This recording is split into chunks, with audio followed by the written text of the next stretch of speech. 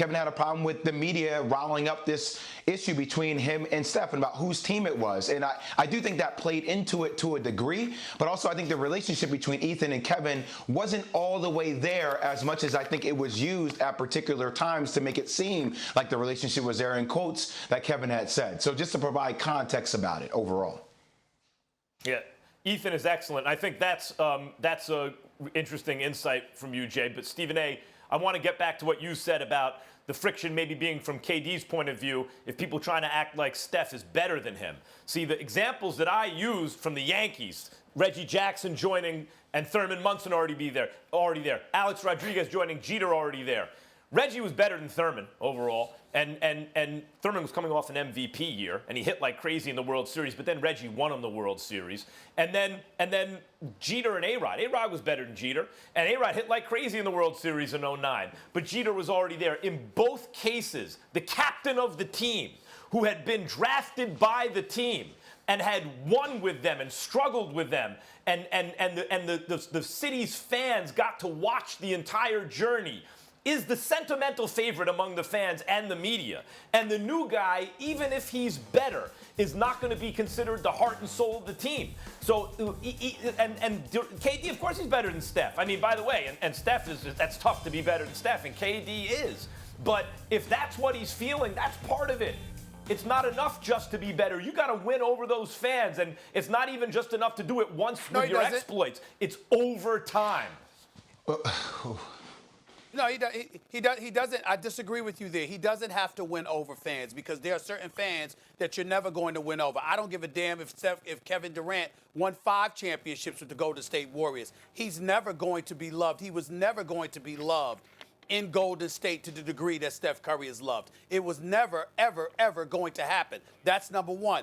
Jay, I'm not going to challenge what you're saying. Of course not, because I know that you're right. What I would say to you is 2 points. Number one, even though it's great to have those relationships with players, sometimes as a beat writer for nearly 20 years, I would notice sometimes that relationship could hinder you to a bit because there are things that you would never say. So sometimes having a healthy distance from those players gets you closer to the truth because of your willingness to say stuff that you normally might not say. That's number two. Number three, you know this, Jay, and I know this without getting into it. The players, cool. Even though KD was hurt by the whole Draymond Green situation that ultimately was handled, but, you know, he'll always remember that. We know that. But we could talk about the players. He loved it. It definitely tight with Bob Myers. You're absolutely right. And Bob Myers is a great guy and a great GM, too. But let's be very, very clear.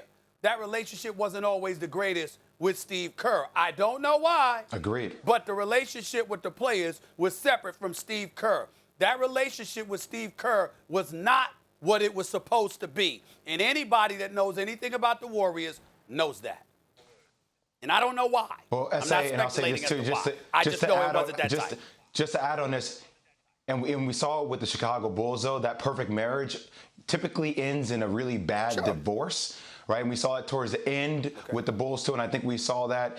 You know, as much as the media speculated about whose team it was, we act like as media members, like players don't listen to what we have to say.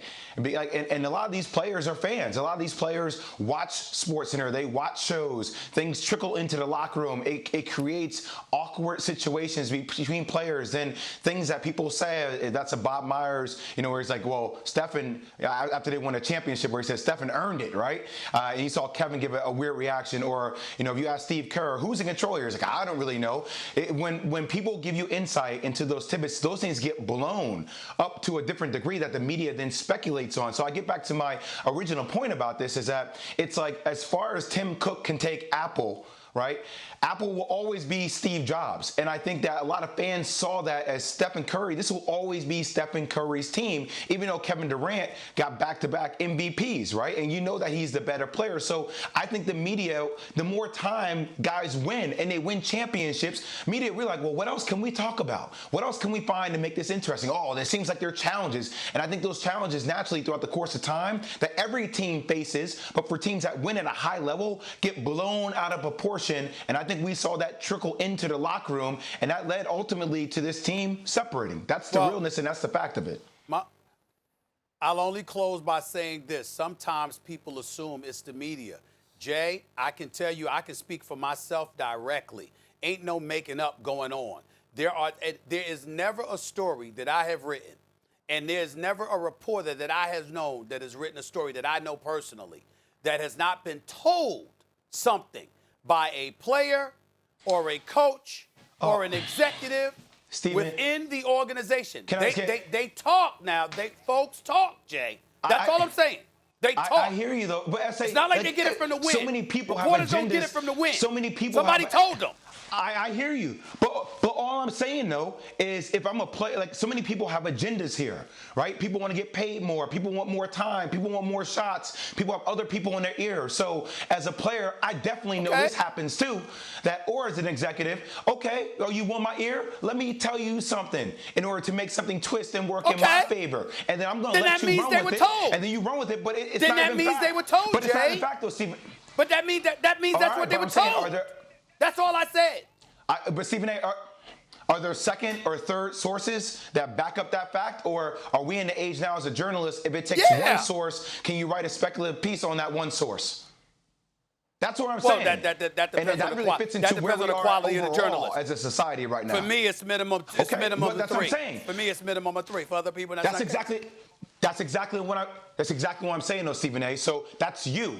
Other people may abide by different standards. So all I'm saying is, as a player, if other people abide by different standards, and I'm not saying that pertains to Ethan Strauss because I think he's good, but if you're reading that, how could that not trickle into the locker room? Because then you start wondering who said what, who's positioning what, which way, who has agendas. I mean, that's how these things blow up, and that's a fact. I know players that for sure have done it. I'm not even going to say this, but it happens all the time. Like, I know guys, I know executives, I know other people that plant seeds in order to get stories out there to maneuver something in their direction. We see it all the time, my man. Thanks for watching ESPN on YouTube. For live streaming sports and premium content, subscribe to ESPN+.